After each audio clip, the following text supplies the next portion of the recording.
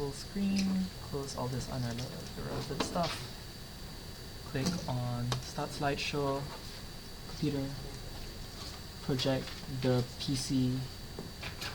Oh, it's all dark. Is the thing turned on? Yep, it is. Yeah, I'm booting up. Probably just leave it dark. Oh, You might just want to leave everything dark. dark? Just the old movie lighting? It's easier to see the screen.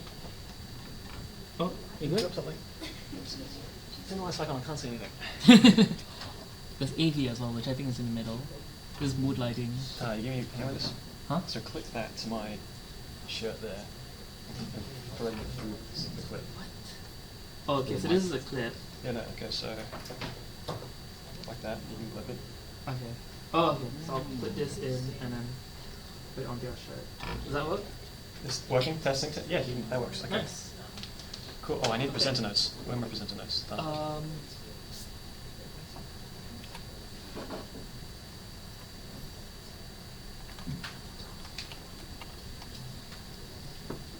Laptop work now.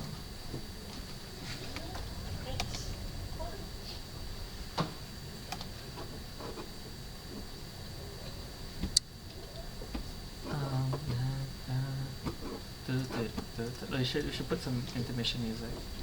Okay, we'll crash this. We've gotten so far. That's fair. That's okay. Yeah. You have the cat, right? The cat. Oh yeah, it's in my thing. Wherever it is. Is it here? It yeah.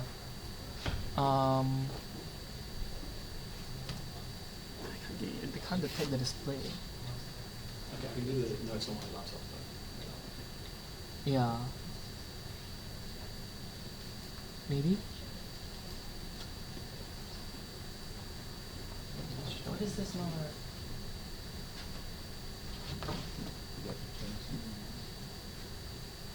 On.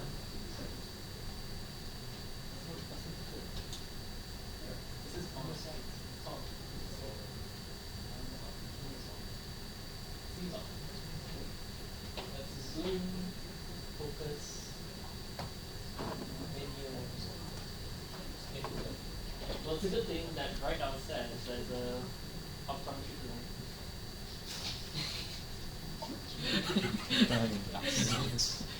Is it working? Wait, no. It's not even showing on It's not showing on the screen. Very, very sorry for the technical difficulties, everybody, and the difficulty finding the room. Sorry. Well, it's not with that. It's okay, plug that into your laptop. See if I click wireless. If anything, we can just use this for the audio. Okay. Should hire hire a a technical technical person just for this kind of stuff. No, there we go. Yeah. That's my background. That's Oh, something. nice. That's something. So you can use that for the audio, and then I'll just click it something. Or you can use this for the notes. I've done his ass backwards. Okay. Okay. Yes, that's the ones. I'm fine with. But this is yeah. You can yeah. There we go. Yes. Slideshow. Very good. Okay. There we go. Finally, 15 minutes later. Okay. Everybody, welcome. I'm Blake to the Game Design Workshop. Before we start, I just want to have a little disclaimer. I'm no expert in game design. I don't have really like a portfolio I can show you to back up all my stuff. Most of this is just research and vibes based. So take everything with a grain of salt, and my name's there so you can hold me accountable on social media later. Okay, so workshop. There we go.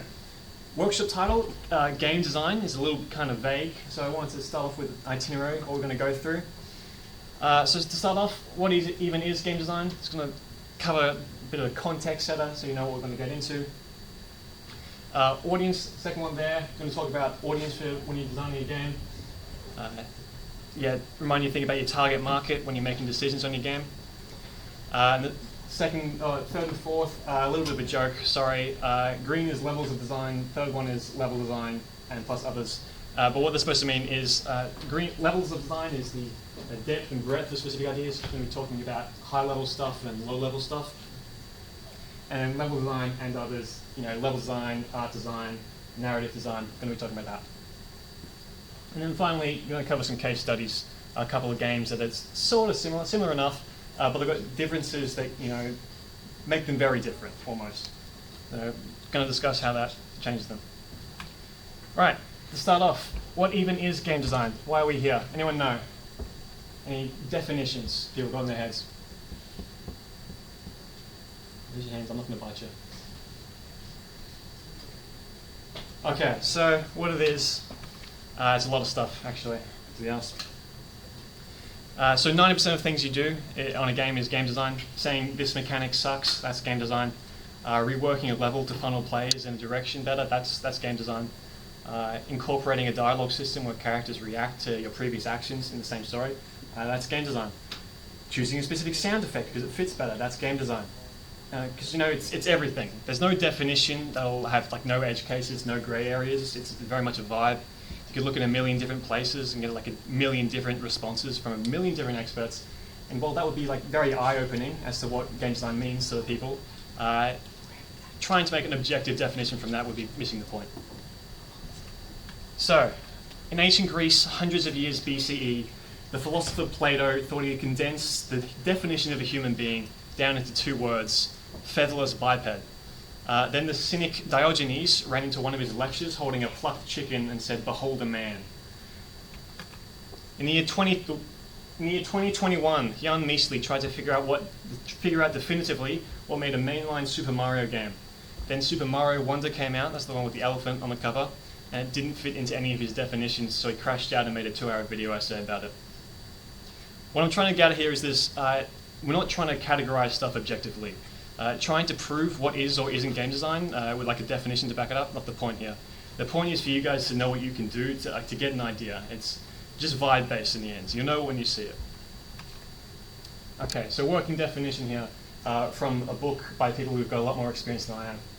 Game design is the process of coordinating the evolution of the design of a game. Chris Peterman, Richard Britt. Yeah, anyway, so it's this is the working definition to use. You can update it later in your heads as you learn more about it. But yeah, this is pretty good. This is real vague. This is good. This is very broad. It says game design is designing games. My kind of circular logic. Yeah, next question. Who does game design? Does anyone know? Yes. Yes, very much. Only the people whose job title is game designer. Nobody else knows what they're talking about. Duh, obviously. Only people who do it. No, everyone does it. Everyone does game design. Programmers, artists, people who write in the story, they do game design. Producers do game design.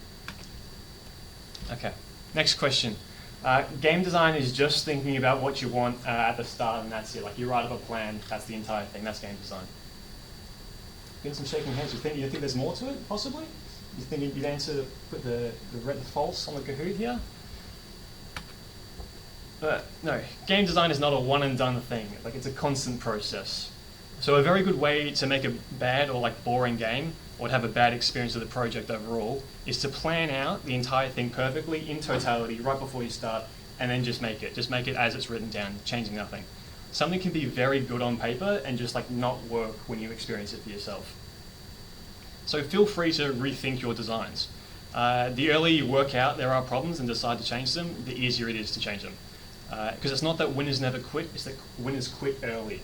It's like the university thing. You got to not necessarily never drop out, but drop out before the census date. So yeah, raise concerns when you get them, raise better ideas when you get them. I will say there may be a point where you work through something that feels a little off while you're doing so, but it all comes together in the end.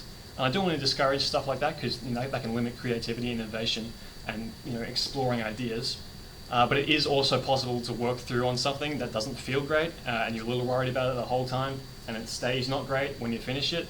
An ounce of prevention is worth a pound of cure, and the earlier you catch these sort of things, the less work it is to fix.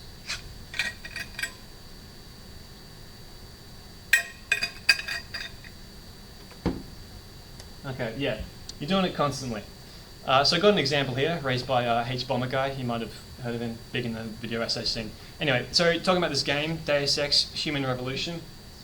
Big game, made by a big company, very much AAA. What they did, they wrote the entire plan, scoped it all beforehand, pre-production, put it all on paper and literally wallpapered their offices with, okay, this is what this is going to look like, this is what this is going to look like. Sounds good, sounds very organized. I wish I could do that, you know? I wish I was that meticulous. But the issue is they did run into problems. Like some parts of the game didn't work as well as they thought they would. And because they had these big plans and they're working for a massive AAA company, it's not like that easy to change it at the point. It's harder changing course of a massive company. They just couldn't really do it.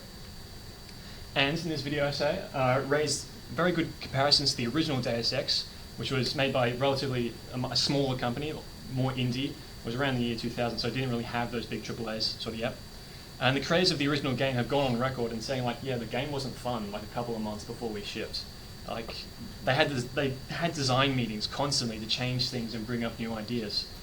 But this bigger company with like more resources, unfortunately, was not able to like change, not innovate as well as the original, even though they had more resources, almost because of it. So yeah, consider yourself lucky. When you've got smaller teams, you've got like a tighter community, consider yourself lucky that you're able to change tack as easily as you're able to, like use that capability. And yeah, so the quote here, possibly the harshest criticism of the video, feels like a bunch of ideas people had at the start of development. Harsh. There's a difference between sticking to the core pillars of your design and having a game that feels like that. Okay, sorry, that's blindingly orange. Section header, maybe a bit out of order. I haven't given you tips on coming up with ideas, but now I'm going to tell you to think about your idea.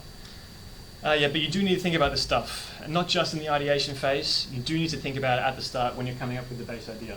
So this is thinking about your audience, like why you're making the game. Yeah, so what you need to think about is why you're making the game. If you've ever done a design with like, these are our guiding pillars, this in the next slide, sort of like that.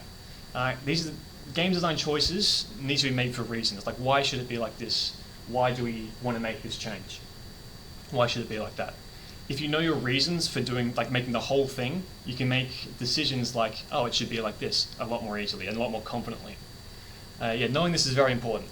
I will say they are foundational, but they're not like load-bearing. You can sort of hot swap them out.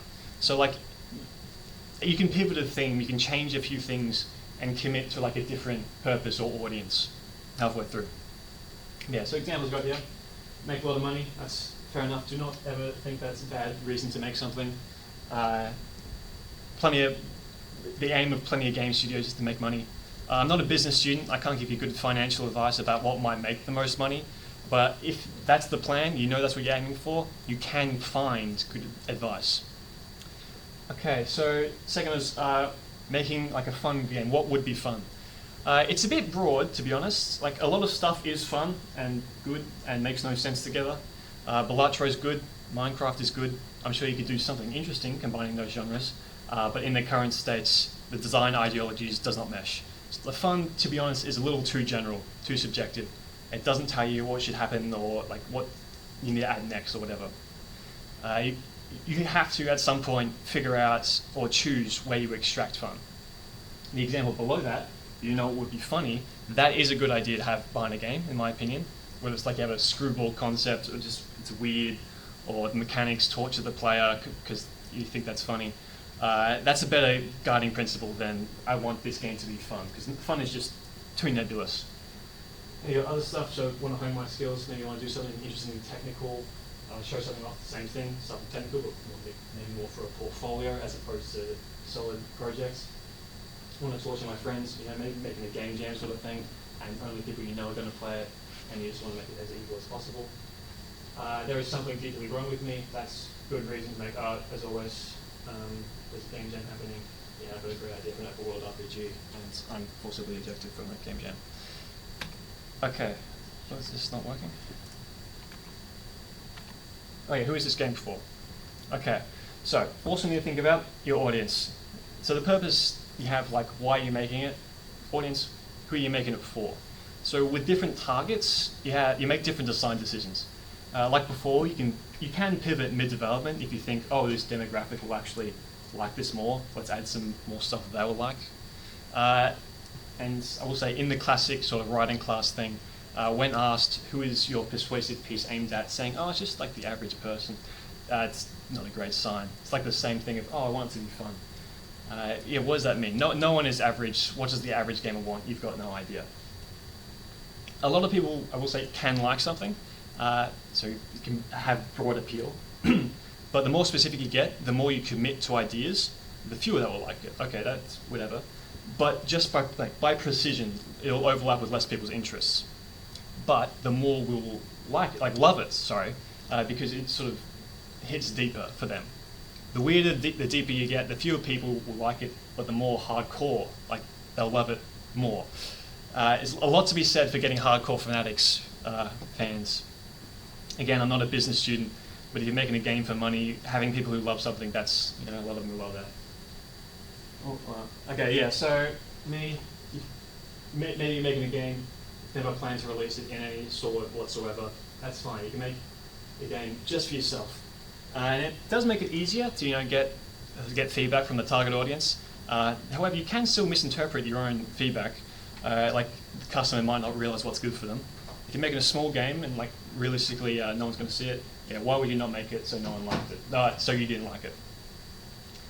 Yeah, for my friends, talk to your friends, see what they like, do they enjoy this? Do your friends not know what's good? Traditional gamers, so you got very casual, you got your FIFA fans, NBA fans, COD, Fortnite, big markets.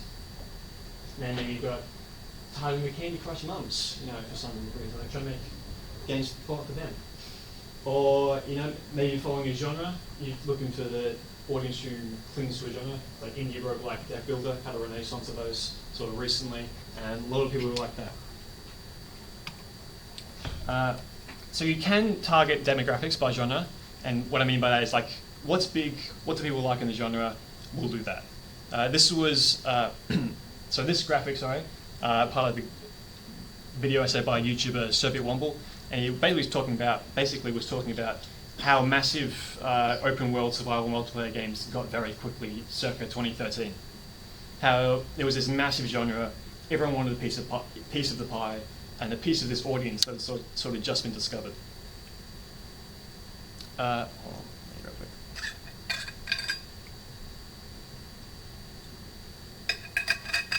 Yeah, but there is issues with this, okay? I want to caution you against thinking about the audience this way. If you're explicitly focusing on genre, you're going to focus on what's already out there, what's set the scene. And I'm not talking about oh, this game did this interestingly. You're going to be looking at, this is the biggest blockbuster game in this genre. People like it, let's copy it. And if you do that, you're working backwards, because what people have enjoyed is not necessarily what's the best that can be offered to them. It used to be a big thing, back when Halo ruled the world for console shooters, or World of Warcraft, the Halo killer or the WoW killer, just trying to be bigger and better than the biggest and most popular thing, because people want to steal their audience and try and outlast them, because it's infinite money. 7 million people a month pay $12 to subscribe to World of Warcraft. That's why Blizzard has so much money. Fortnite made $1 billion, and that's why Fallout 76 was a survival multiplayer game, targeting a completely different audience than the previous games in the series. So yeah, separating audience away from the genre, I don't want to say is better, but it's a more surefire way to please them. So focus on them, know what's out there, and if the target audience is you, focus on yourself. Yeah, again, what people have enjoyed and the best that can be offered to them, it's a Venn diagram, not overlapping circles. So find your niche. Section headed, so sorry, it's very green. Yeah, section 3, I think. Levels of design. So after you got high level design. So you might have heard the saying, missing the forest for the trees. English saying means you miss the individual parts. Oh, sorry, you miss the whole looking at the individual parts. You miss the forest because you're too busy focusing on the trees. High level design, this is looking at the forest. So think of the classic phrase of the games journalist, this game really makes you feel like Batman. This game really makes you feel like Spider-Man. That's high level design, that's quite high stuff. So it doesn't tell you much in terms of details about the game, doesn't tell you anything about the mechanics. But gives an important description of what it achieves. Maybe that's the top of their design document when they were making the game. Just bold letters on the front, feel like Spider-Man. That's the aim. But something like, okay, this game is going to have a stealth system. Yeah, that's part of the design. It tells you a little more about how it's going to turn out, and maybe it doesn't tell you too much. It doesn't tell you how the stealth system is actually designed, So you might say you get a bonus to sneak when wearing lighter armor. That's further design of the game. And it's not as overarching as game has stealth, but it's a little lower. It's clear about desire. You want something to work for the game. It doesn't tell us how it's going to work. That sort of stuff, that's more, that's lower level design. But yeah, so high level design, because of the conceptual stuff, how you might describe it to someone on the outside. So you're not like having to think, okay, so there's this variable. When this happens, it increments by 3. No, so you're describing, yeah, this bigger, broader stuff. And then lower level design, this is the trees. This is looking at the stuff in the nitty-gritty detail. So generally, like how stuff is going to be implemented, maybe not like language specific, like okay, the var 20 whatever equals something semicolon. This is, but it is lower level. It's hard to describe these things without saying low or high. Yeah, so say the example of we're working on a stealth system, low level design, but there might be, okay, there's a system for tracking how much noise the player is going to make at any given time. Each detector, like an enemy, can hear and notice X decibels of noise if it's within X meters of their ears. Yeah, and I've got an example, if you're working on enemy attack rhythms, maybe you might specify, okay, 1.5 second delay between attacks. Okay, level design. I'm gonna grab another drink. Sorry, bit of a mouth breather. No, it's dry. Okay, level design.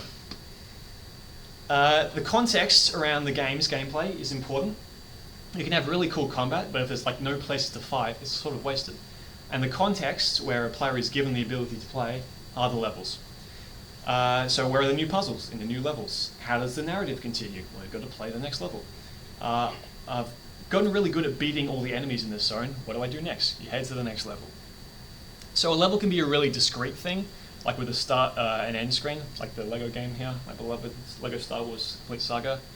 Who's played Lego Star Wars or any of the Lego games?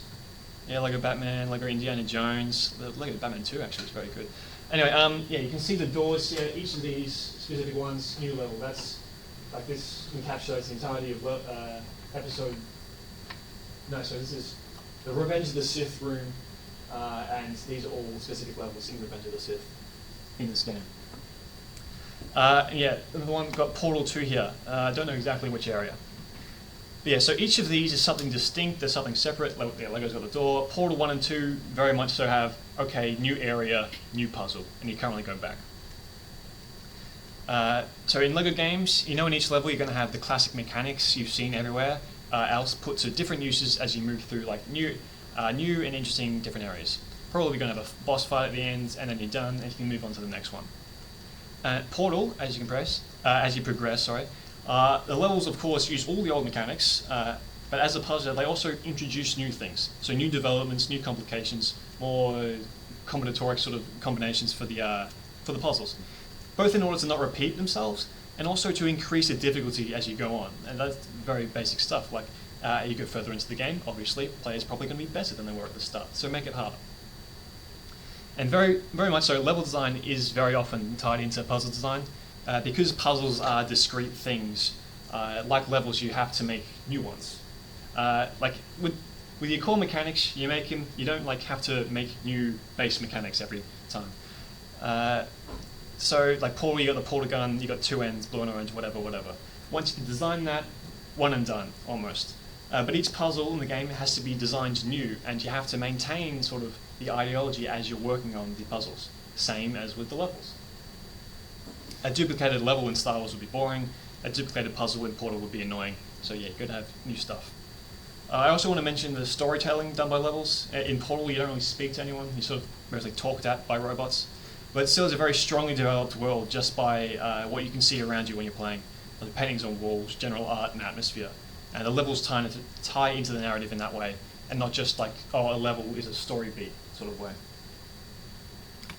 Okay, so games still have level design when they don't have discrete levels. Like in an open world game, there'd still be specific intention behind building like a cave or a building you can walk into. In that case, level design is tied into the quest or like narrative design, as the quest guides players through. You don't have the hard walls or clear linearity, so it has to be like exterior reasons for players to be doing stuff. but it's still shaping physical space. And there's still a lot of importance behind that. Being able to manipulate the player to be pretty certain that they'll notice stuff without taking control out of their hands is like a really important tool. It's a thing that's unique to games, so it should be embracing players being able to look around for themselves. Because it can be really impactful on narrative and tone, influence puzzles, and like literal world building. If like a player notices something in the background, like, oh, that adds to this about the story or the world. But people need to see it. I personally hate being a person who misses stuff and like misses cool stuff in games, and only find out when someone else tells me about it. This example here, Ebra Peak. Has anyone played Breath of the Wilds? Okay, I think probably surely it's going to be still in Tears of the Kingdom. I don't play Tears of the Kingdom. Okay, anyway, mountain, Breath of the Wild, giant hole in it. That's interesting. Okay, because of the stuff that's in the game, you can sort of piece together what might have caused that, and it just adds depth to the world. But also, no one tells you about it. And okay, maybe no one tells you about it, that's fine, but there's no reason to sort of look at it. You never get pushed to see it. And I only discovered this when someone else told me. I'm really disappointed by that. Yeah, so there's an anecdote about the Bungie devs. So they're the people who made Halo. And there's this one incredible set piece they have, like out the window of a spaceship, like a whole other spaceship just going up in flames. And they talk about how no one saw that, just because of how people played the level, how the level was designed. They didn't look at it. Sure, it's their fault, same as my fault for not seeing the massive hole in the mountain. But sometimes you want people to see things, and like you want to show off your game if you make something. Good example. In the game Fallout New Vegas, we're going to talk about Fallout New Vegas later. But there's a city called New Vegas, and it's genuinely really important, both narratively and by narrative, like overarching story, and also each individual thing. Like, okay, the quests, I need to go to New Vegas. That's an important first quest. You start off wandering around, all around it, and it's like everyone's talking about New Vegas. And the whole time, you can see it on the horizon, because this is the Lucky 38 Casino. It's one of the only places in the game that has like lit up at night, and it's also really tall. So you can just see it from really, really far away. And that is good level design, I think. Yeah. Okay. Next one, I'm going to grab that.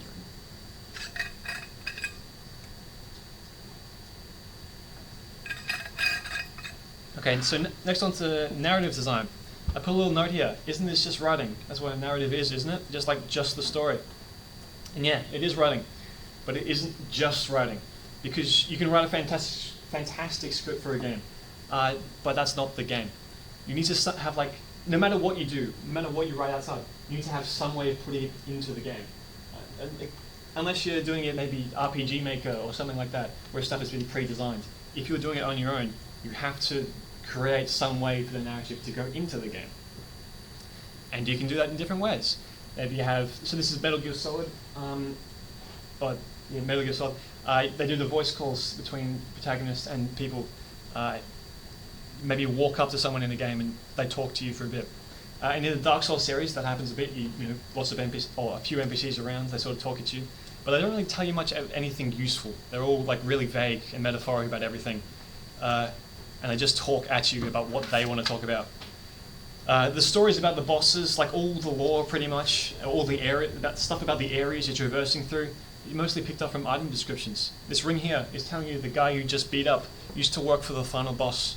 No one tells you anything about that, except in this item description. The guide certainly doesn't tell you, he just started swinging at you. Yeah, but the devs managed to include this information without having, a character talk about it. Okay, next time. Tell me you get a little weird about it. Okay, I want to stress that narrative design is more than just, where is the dialogue going to show up? How do I implement cutscenes? Because a lot of people hear about stories in games and tend to think they're like a movie.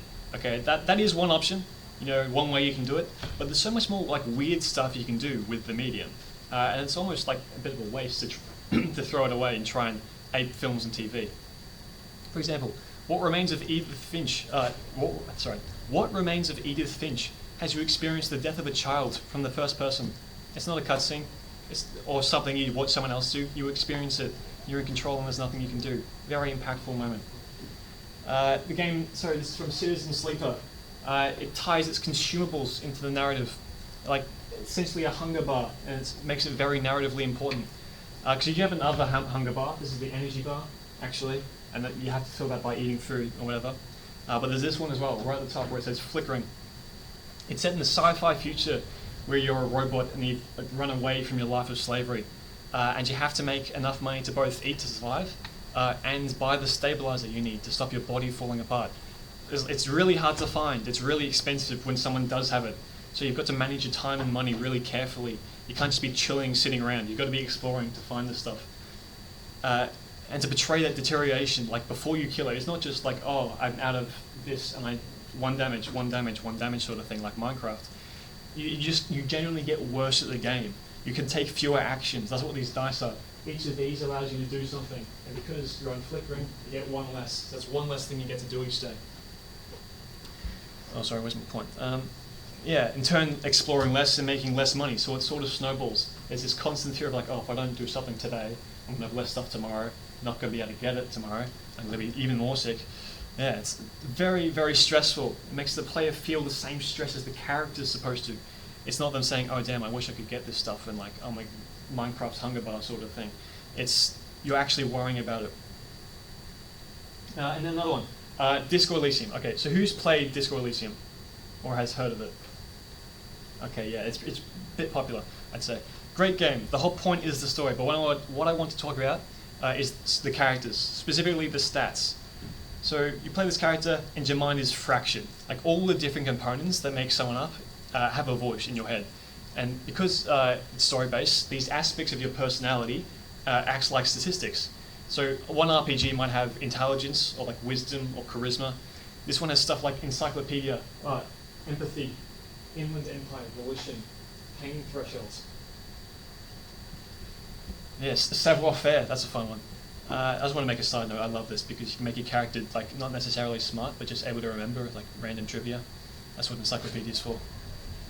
Yeah, so you know, that's interesting, whatever. It like puts stuff, but like it's still the same thing. You put stats into stuff to shape your character.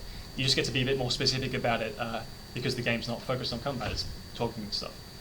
But they're not just that. Because you're mentally ill, all these stats are voices in your heads. Like in your dialogue, when there's some occasion where empathy is used, your empathy will talk to you. And it gives you advice. And like not necessarily good advice, it's just what the empathetic version of you is saying or wants.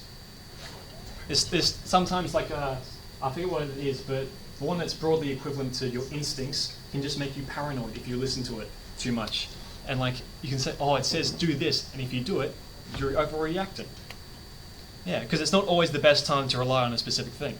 Yeah, and they can fail. There are times in dialogue where like a small test happens in the code against the stat. It's more likely to succeed if your stat's higher sort of thing. And if it fails, like it might just say in dialogue, yeah, no, I failed you, bro. I don't know, chief. Yeah. Okay, sorry, that was a long slap. Take another drink. Okay, another type of design for games is, of course, designing the gameplay. The issue is it's a bit tricky to get more specific than that. You, of course, have to design the gameplay in some way for the game. And if I describe it more specifically, I'm going to exclude stuff that is like gameplay design. Yeah, because so much falls into the gameplay design. You've got the gameplay loop, which also relies on a lot of stuff, like including like level design. That's part of the gameplay loop. It's a very broad thing. Yeah, so if you don't know, the gameplay loop is the activities the player goes through when they're playing, sort of the arc of the playthrough. Might be bigger, might be smaller, but what we've got here is sort of the classic one. It's the bad JPEG. But you know, in a RPG or whatever, you got fights, rewards, upgrades. So the classic, I'm going to fight some monsters, I'm going to take the gold that's on their bodies, sell it, I'm going to get XP from them, I'm going to use that to upgrade, get better material. That's the loop. You do that again and again. You get you get upgrades that allow you to fight different monsters, that sort of thing. And that might be a loop in and of itself. Of outer loop is doing this inner loop multiple times and changing like the monsters you're fighting. Yeah, so you can get have a million different mechanics and totally change the game each level. But you might have a game that has totally different mechanics and totally change the game each level. And you might go, but nothing's repeated. There's no, what's the loop here? But the loop is just new level, new mechanics, and then complete the circle sort of thing. When you start over, go to the next level. Yeah, so when you design a gameplay loop, you need to think about how everything meshes together and feeds into one another. So JPEG example there. how long do you need to fight to get enough money to afford upgrades? How powerful are each of the upgrades? How much of a difference do they make? How long does it take before you can fight a new monster?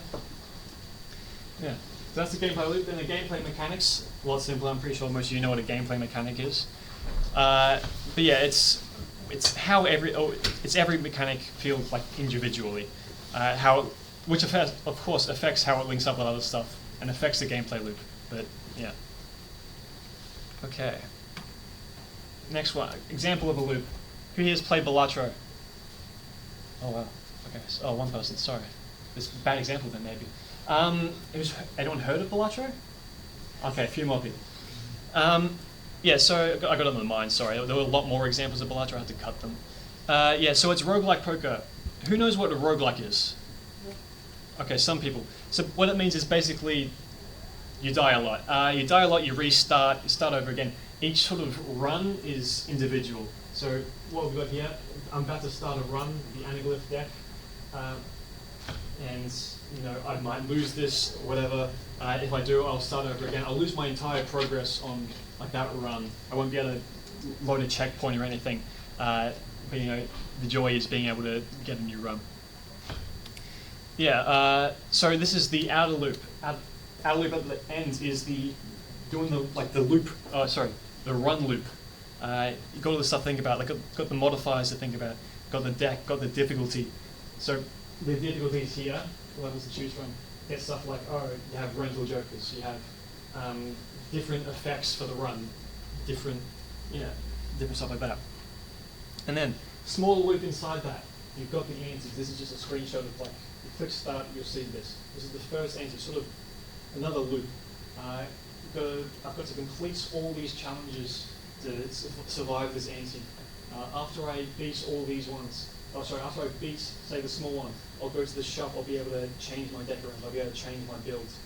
After I beat this one, I'll be able to do the same, change my deck.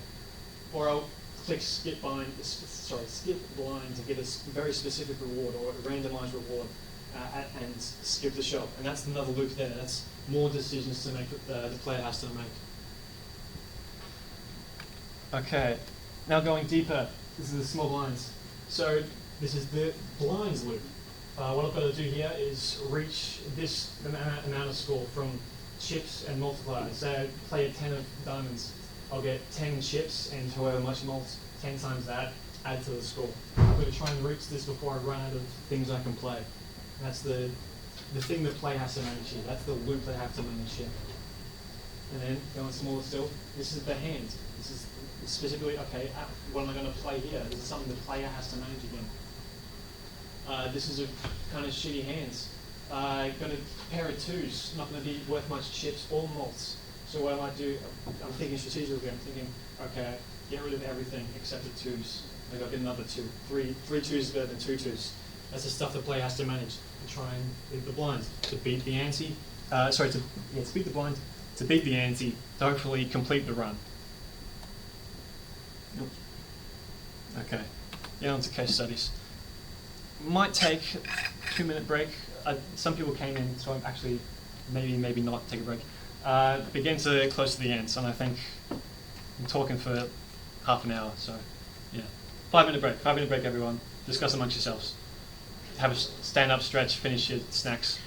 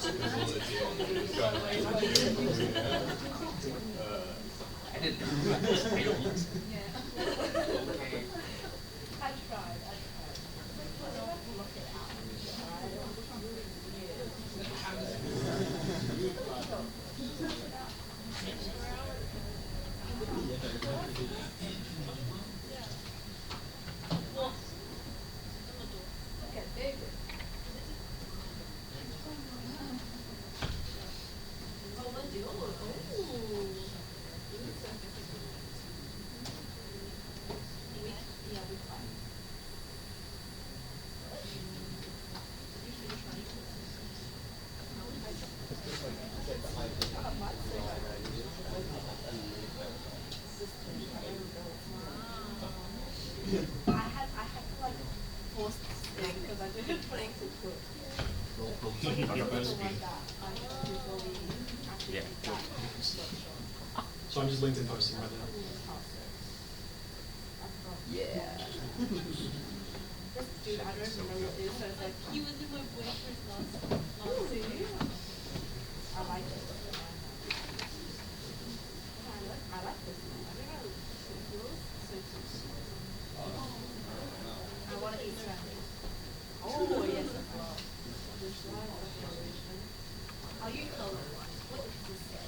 Yeah, let's go. I didn't know last time. Oh, this one's good.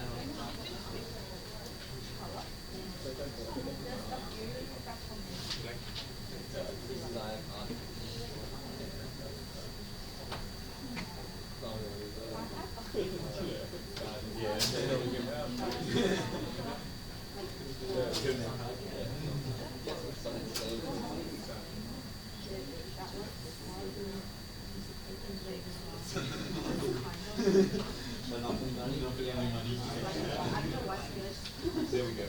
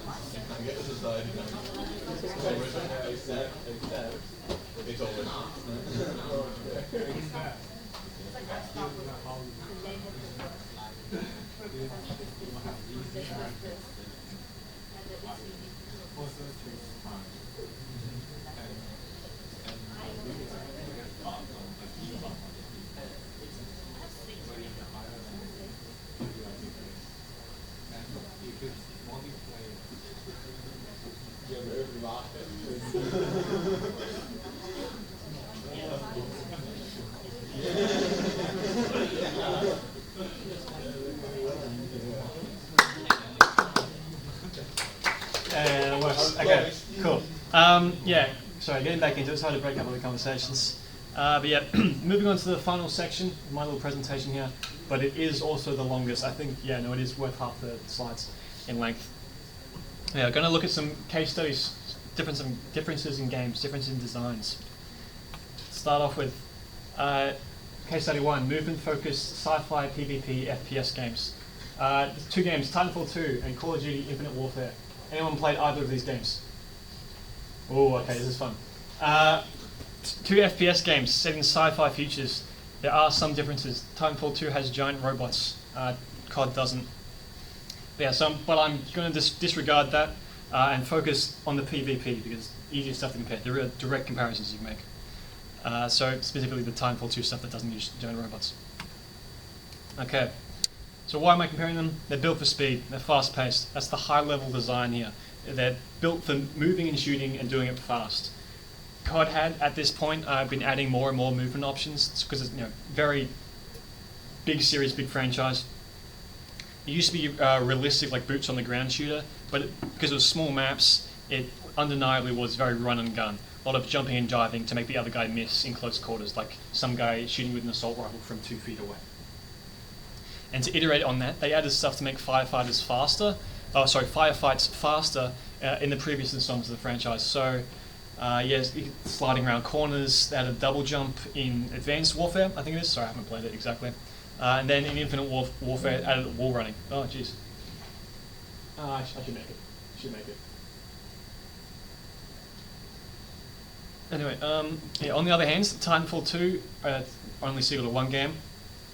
But both have been built from the top down almost for speed, where COD was added on in layers. The game does have giant robots, and the movement is in the sort of discussion with that, because these big titans can get around, they're big, they can move pretty quick. Their run speeds at default faster than the pilots, because they're 10 meters tall. But pilots have a bunch of options for increasing the momentum to keep them away. Try to make it almost a fair fight, almost. I don't want to spoil too much, but one of these games is very much if you stand still, you're dead.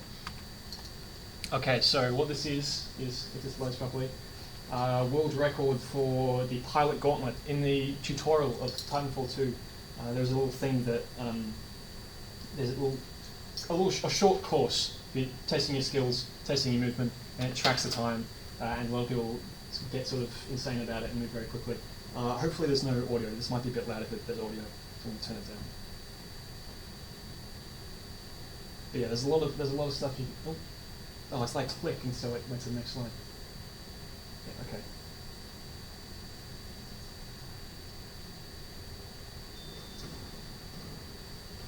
So a guy hit himself with his own grenade and is just being sort of mad about it. Yeah, 10 seconds. 10 seconds. That's pretty quick, I'd say, for a game moving around like that. Next, this isn't as long a clip. This is just from the Call of Duty trailer, just sort of highlighting the movement options they've added to the game. So sliding like that, running around, wall running like here. Yeah, again, more sliding. A lot closer. Anyway, so this is the big bias disclaimer slide. I have played Titanfall 2. I have not played Infinite Warfare. I'm trying to not say Call of Duty made bad decisions. As a big blockbuster AAA franchise, development isn't as simple as saying this isn't working and then changing the whole gameplay loop, like the same as that Deus Ex stuff before. And of course, stuff like this, one of the most disliked videos on YouTube, is because it has a pretty set in stone fan base. There is very much an audience for Call of Duty, and so as they made a big change, it's not going to be realistic warfare. It's going to be where it's set in space now. Any change like that, obviously, going to have detractors, and you're going to have to try and win over people as opposed to being okay was not enough for this game. Like actually looked through the comments, and it's not even hatred. It's just people sort of confused about the trailer. So it alienated their fan base in a way. I'm certain the ideas weren't inherently bad. Could be done better, maybe. Perfectly fine in another game. I'm almost certain of that. But we're looking at the parts here and how they affect the whole. And because I'm not the biggest fan of Call of Duty in general, that's not really my thing. Some of that might seep through and make it seem like I'm trying to say they did something wrong. Humans have a tendency to dogpile stuff. I want you, on the other hand, to try and be objective here and try to take what I'm saying with a grain of salt. Personally, I'm going to try and direct this and just be really nice to Titanfall 2, as opposed to being rude to COD. And this is another thing. If I stumble over saying Titanfall 2, it's because in my notes I wrote TF2 here, and TF2 to me is Team Fortress 2. My brain doesn't like the abbreviation. Okay, so mechanical differences, how the jump is implemented. So movement abilities in these different games implemented slightly differently. This is like a really low-level decision. They both have, the high level, they both have double jumps, right? The low level, how does it work? Titanfall 2, you hit spacebar in the air, you jump again. Call of Duty, you have to hold the button while you're in the air. Okay, small, tiny little difference, tiny discrepancy. What difference does it make? What are the knock-on effects for this decision? What do you think? Okay, opening the floor up. What would change in the games generally because of these decisions? I'm not going to the next slide, get some answers because I've written them down, and you don't have to see the answer before you answer. Yes. So the movement's slightly less predictable for the card? Well, less predictable actually.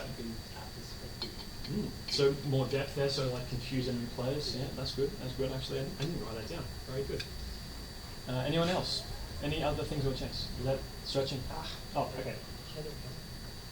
Oh yeah, the height, you can change the height of the jump. Maybe you can make more precise jumps because they're wow, I'm gonna lump that into precision because I did write about precision in the next slide. Yeah, so because you can hold it specifically, you can tailor it to a specific. Yes. Sorry. Yes, complexity in the map. Yeah, because of that precision in the jump, and almost if the I'm going to counter that and say if the jump is uniform, you have very specifically an ability to go around and say, okay, this is how high the player is going to be at this point. So perhaps in another way makes the map easier to create as opposed to opening an avenue for complexity. Are there any other points? So, like, say you're playing a game where you have to hold the thrust. What are you going to do differently as opposed to a game you have to just tap the double jump? Okay, yes? Other actions in between? What do you mean by that? Oh yeah, it might be difficulty. So I have to hold it down for longer, maybe something more to think about, as opposed to just one and done, tap, fire, forget, sort of thing. Yeah, no, this is good. This is good. Anything else before I move on? Okay, I think that's enough. I've got some stuff here. So yes, what I wrote down, responsiveness. So Titanfall 2 has an immediate response. It takes longer for the same strong effect to take place. You have to use the whole boost charge to get the height you do in Titanfall 2 by tapping once. That sort of responsiveness advocates for speed, for split-second reactions in Titanfall. And precision, so talk about that, a little bit of that. So it kind of allows you to control the height, whereas Titanfall 2 gives you uniform output. The muscle memory you build in COD will be, I know how much boost I need to use to make this jump. It creates a higher skill ceiling, and very much so, if it's more complex, it can be more fun to get good at something. Being good at something feels good generally. And in Titanfall 2, the muscle memory is to always know how high a double jump is going to take you. So it's going to be okay, I can make that jump on a double jump. So in Titanfall 2, you don't have to stress about holding it for too long or not long enough. So it makes it almost more accessible, where COD it has more depth. By definition, in this mechanic. Maybe not so in the entire game, because that movement stuff we saw in the Gauntlet, that seems pretty complex to me.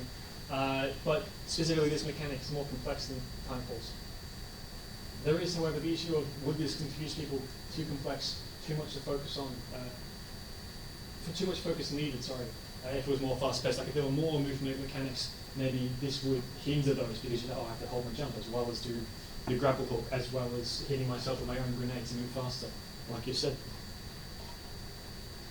Okay, so other things, micromanagement. So because I probably didn't explain exactly how it works, Call of Duty, you have a little bar that shows how much boost you have left, and it's still COD players, you're going to have to manage that bar because it doesn't start recharging until it takes time to recharge. So whereas Titanfall 2, the double jump refreshes the second you hit the ground or a wall. Yeah.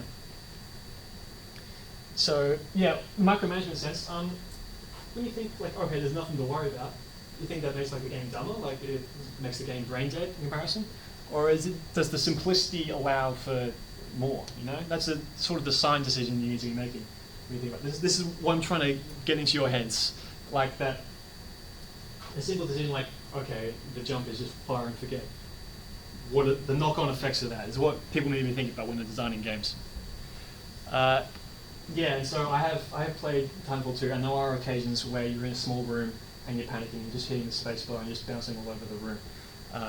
Mashing spacebar, yeah, throwing punches. Just because of the micromanaging thing, because of the recovery, because yeah, Titanfall 2, telling you to keep going with the recovery, just keep chaining stuff together. Where you've got it has the cooldown, it becomes more deliberate. Taught to use it sparingly, once or twice in a fight. So maybe you engage or open a fight by jumping over something. We use that in the trailers a lot, actually. I saw that. I obviously quite like that. Jumping over something to start a fight, or sliding around a corner to start a fight, or wall running to start a fight. You don't maybe use it throughout the entire thing as you possibly would in Titanfall. Okay, moving on. So level design. Level design is a bit different to mechanic design, as opposed to building a system which is able to propagate itself. So level design is discrete. I mentioned this a bit before in the level design part. But so you make a few things, you make them purposefully. From before, you had the double jumps, and the game has them forever. You don't have to. It's not a one-use thing in design sense of the double jump. Levels, you have to keep making new ones. You have to maintain the same core tenets. Each one has to be good and maintain your ideology. So I'm going to look at the live fire maps for Titanfall 2. Which are just the maps that aren't designed for having giant robots running around them, which is, so basically the closest ones that got to COD. So this isn't about what's better, this is just the differences. Yeah, sorry, if bias is showing through, let me know. So, what you see here, bit of verticality. You've got different levels of play. So in Titanfall, you can very much so get on top of this stuff here. You know, cover on top of buildings. Like, probably wouldn't see that in Battlefield, but you're not supposed to get up there. Titanfall, very much so. 90% sure, been a while since I played that map. Pretty sure that's a zip line that you can use to cross area. I'm going to show you a bit of footage from just the Wi-Fi trailer, just to show how people are expected to move in Titanfall 2. Yeah, a lot of jumping, a lot of zip line, high in the air. A lot of people all up, a lot of verticality. And sliding here to maintain momentum.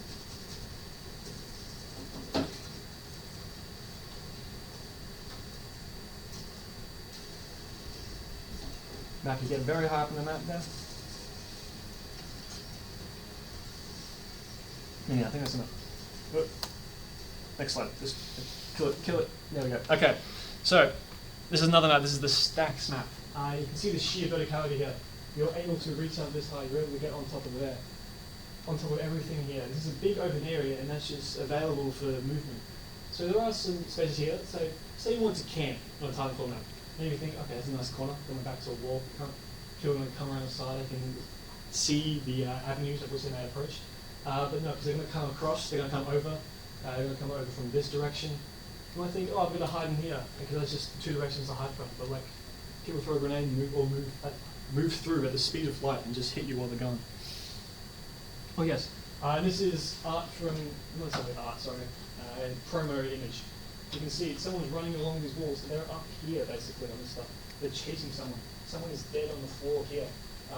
Being in another gunfight that is below you. There's the interesting stuff that is available because of how Titanfall 2 is built. Yeah. In comparison, this is Call of Duty map. This is probably a better angle shot actually. You've got better documentation of these maps. But yeah, so you can see almost that the levels are more horizontal. The lanes are horizontal. Do people know what a lane means in like a shooting game? I'll try and explain. Basically, how does someone move through a map? How characters funnel? Because if it was just a big open field, people would just be shooting everywhere. Be a little bit boring. So characters or players are forced to move in specific ways. It's forced to have little cover in specific areas. Forced to. There are ways they'd be blindsided in other places. So let's follow the same example. Where can you like camp in this map? Example stands here. You can see where everyone's coming from because this you cannot get over this stuff in Call of Duty. They have the enhanced mobility, but they do not have like they don't expect you to be walking on the ceiling or walking on the roof. Sorry, ceiling stuff. So yeah, you'd be able to cover this direction, able to cover this direction, and you just know with a bit of turning, you'd be able to be aware of what is happening around you, and you can just sort of stand still and be alive for a little bit, and that's not possible in Titanfall. Yeah, so you maintain pretty easy sight lines on everything else. So, another example, COD map. You see here, this is almost entirely one plane, except for this roof bit here. So this is all on the same level playing field. And you can see, if this was Titanfall too, and you got on top, or any game really, and you got on top here, you'd have visual access to all of these areas, and in a shooting game, you'd be able to kill everyone who is standing there. But COD is not built for that. It's built for not being able to get out there. It's built for running around on this sort of flat area. Say this choke point here, players are funnels through this. They have to move through here. They're moving from here to here. There's no other way to do that. Oh, I suppose there is this wall running section here. I'm pretty sure it's a wall running. It might not be a wall running section. I haven't played the. No, sorry. Yeah, they're funneled through here. Whereas in Titanfall, because of the verticality of the movement, you're able to get on these roofs here and pass over it. Whereas this level is just not designed for that. The movement is also clearly designed to be shorter. This map, like, is built for closer range engagements.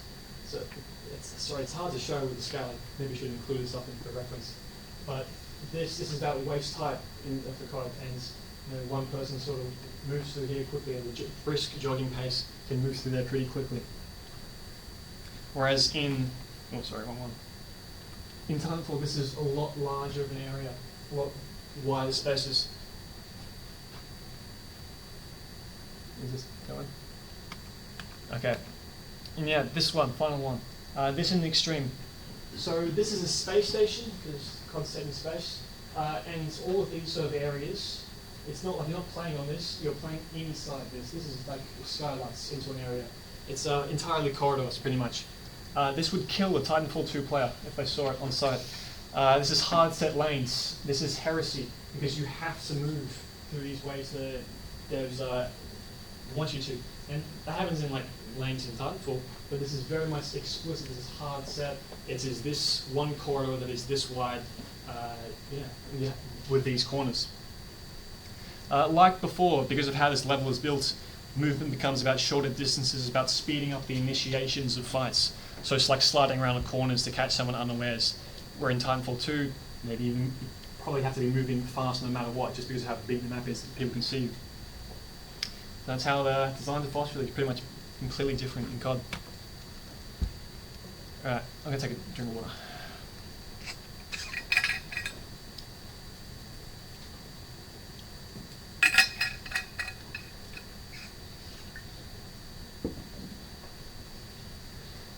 Case Study 2, Open World Post-Apocalyptic RPGs in the Fallout franchise. Okay, games Fallout New Vegas and Fallout 3. Anyone played either of them? No one's played Fallout New Vegas, Fallout 3? Okay, interesting. I get to talk more. Yes, so why are we looking at these two? They're set in the same world, made in the same game engine, like released less than 2 years apart. Pretty much Fallout 3 came first, then New Vegas. If you've played them, like everything looks the same. There's a lot of recycled assets, like UI, the models. You can pretty much change the UI color and confuse people as to which game it is. Like, it makes it hard to tell where the screenshot's from. But there are very slight differences in the mechanics. But because of those similarities, we can isolate the changes that were made and sort of use them to explain why maybe the games feel different. Okay, so dialogue, speech. Fallout, the games are RPGs, a lot of talking, a lot of trying to convince people to do what you want. This one's from Fallout New Vegas. So you see here my speech skill, you have to have a statistic. Okay, my speech out of 100 is 70. But I need 75 to convince this certain person to do what I want. I can still take this option. I can fail the speech check. I can save the loser option that they have here and not convince the person. Or I have to get more to be able to achieve it. Like so, there is no chance I'm doing this at the current level. And Fallout 3, speech, same stat, 77%. It's not a specific level I have to meet anymore. Oh, sorry, this is before, so it's not anymore. It's getting the order backwards. Anyway, so 77%, because my speech is higher, or higher compared to the check, I have a favourable chance of completing it. I still may fail, however. Or I may have a low speech level. I have not put any points whatsoever into my speech statistic because I do not care about it. But I can still complete this check if I have a 5% chance, just by saving, reloading the game. Try and get it. Yeah, so you can see in Fallout New Vegas, if you don't meet the check, you get a pathetic loser option. So if I actually did have 75 speech, this dialogue option would change. I suppose a little interesting thing, Fallout 3 says it's not what you say, it's who says it. It's something about an unspoken riz. You say the same thing, but some people just do it, complete it. It works for some people. Yeah, so the higher the skill, the higher your chance. This, interestingly, does mean you can put a lot of skill points into your speech stat. You can try and be suave, smooth talker in this RPG and just fail every time, because it might be like 90% chance and you just get roll a 10% chance every time. It is possible to get 100%, but like not for every check, even with max stats. Not for every check in the game. Okay, yeah, but you can save, reload, try your luck again. So, yeah, what's the difference? Question, is this good or bad for an action-adventure RPG? I want to make it clear. Action-adventure RPG, like think about what that term means to you. Is having the percentage chance a better option? Any opinions?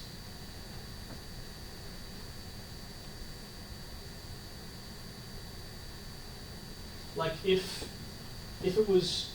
no one had ever, like New Vegas didn't come out and didn't have this, would this be okay? Would this feel like it would be chill with this? Say, oh, maybe it's a bit annoying that sometimes you can fail.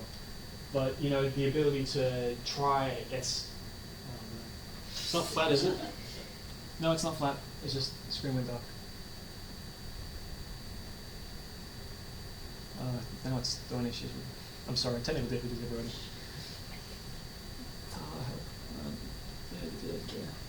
I'll just drag it. I'll just drag it. Other way.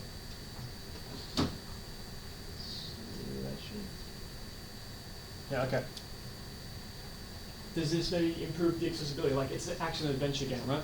You want to chill, you want to play, you just want to do sort of whatever you want.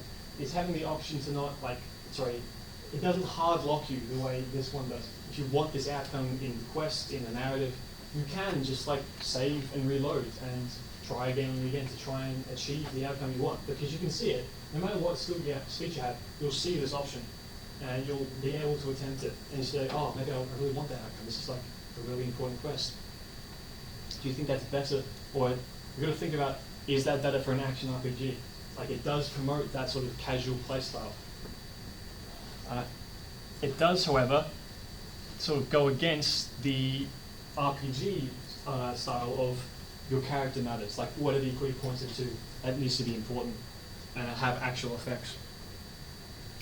For example, in New Vegas and Fallout 3, it's the sort of first-person shooter games. It's a bit clunky, but it was made in 2010. So they have an auto-targeter system. It gives you the same sort of percentage chance to hit something if you're maybe not that good at shooting games. But the thing to consider is there's no other option here. There is no way to be good enough. Just have played the game before, know what you need to do to be able to get this speech chance. It's still percentage chance, roll or die no matter what. Yeah, you just have less control.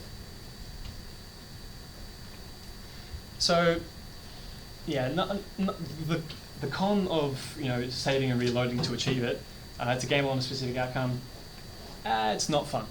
So I've done it plenty of times. I'll do it plenty of more times. But there is a saying that given the chance, players will optimize the fun out of everything. That is me optimizing the fun out of this. Because this is the better option. This just gets me the better. Because it's locked behind speech for a reason. It's more difficult, maybe it's more important. And so I want this option. And so I'm going to bore myself by waiting through a minute cutscene because this game's not very well optimized. And yeah, loading that again and again. That still means it's bad, even if I'm doing it. Okay, next slide. So this is just another quick tangent.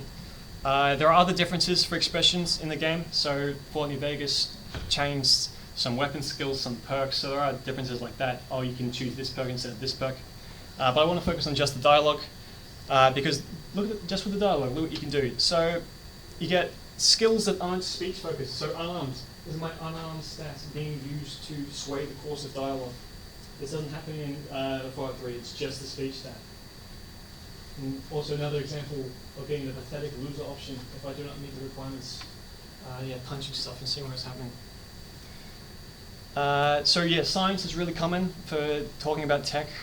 Having high medicine is actually quite useful in a post-apocalypse. It has a lot of checks and dialogue. You can beat the final boss actually by having the max barter skill, and barter skill is just supposed to make your prices better. You literally talk to this impressive Roman legionnaire about supply lines, and that's just another way for to express your character through the points you put on. So the gameplay of assigning points at level up has affected the narrative, as opposed to Fallout 3. I'm sorry if I'm dragging it a little bit, but you level up, you put points into speech, you make the speech check, you fail anyway, and now you're less good at damage even, and sacrifice for speech, and the speech didn't work. Okay, so yeah, I want to try and not drag it specifically. In Fallout 3, New Vegas has a few more options, but does that make it perhaps overwhelming? Does it add too much choice? Does it make it too complicated for the player? What I said before about, I want to get this good option, so I'm going to save scum to try and get it. In New Vegas, there's the thing of, I've got to put points to the signs as well because I need to get this option, because the signs option is the good outcome for this quest. There are times where I've stopped a quest I've played New Vegas, I should say. There are times I've stopped a quest halfway through and went off and did other stuff for a while because I could see a specific ending in the speech, and I could see it was locked behind a skill I didn't have, and so I just gave up on that specific narrative for a little while. There's changing. Oh, sorry. Let me take a drink before I do this.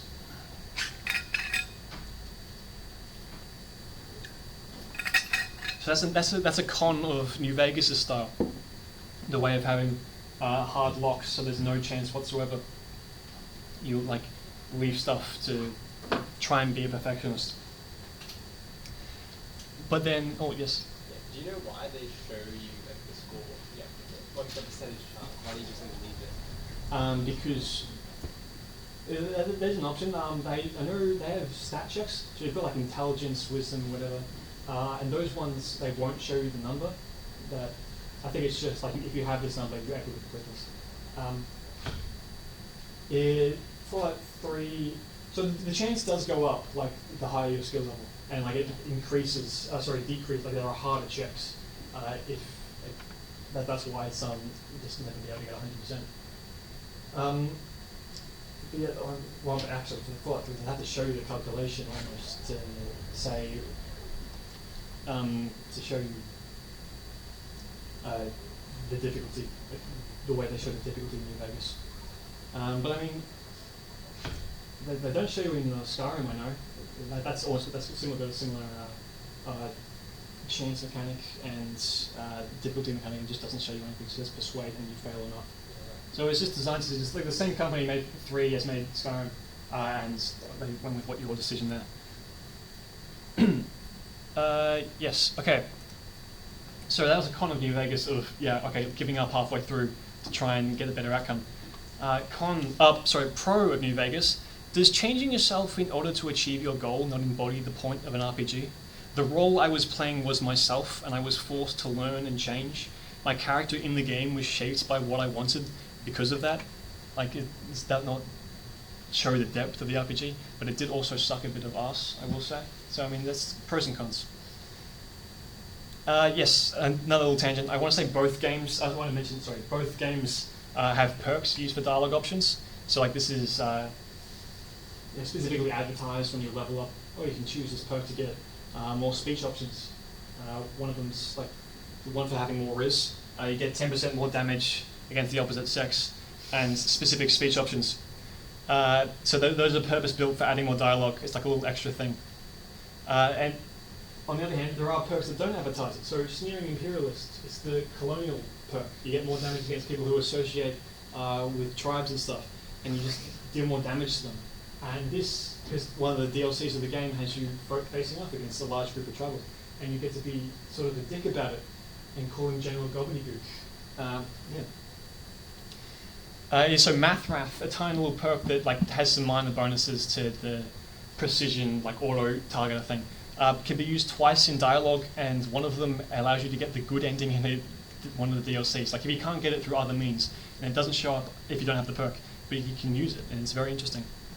And I do want to say, one of the games is homophobic, because it has the perks for all opposite sex dialogue options, but not same-sex dialogue options. Well, that was added in for New Vegas. So if you've seen this meme before about bisexuals dealing 10% damage to everyone, that's from New Vegas. Because you can take both perks. Okay, why is this not moving?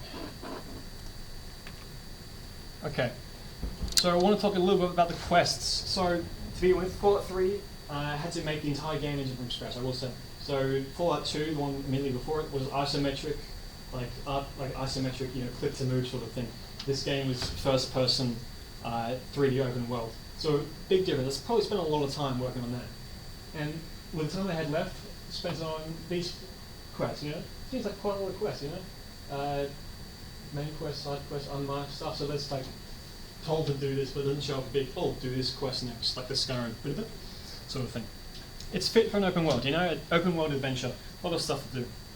Then, of course, New Vegas didn't have to work on the engine so much. They had a few more quests, a few more. No, actually, quite a lot more, to be honest. And these are all specific to factions, split into acts. Jesus.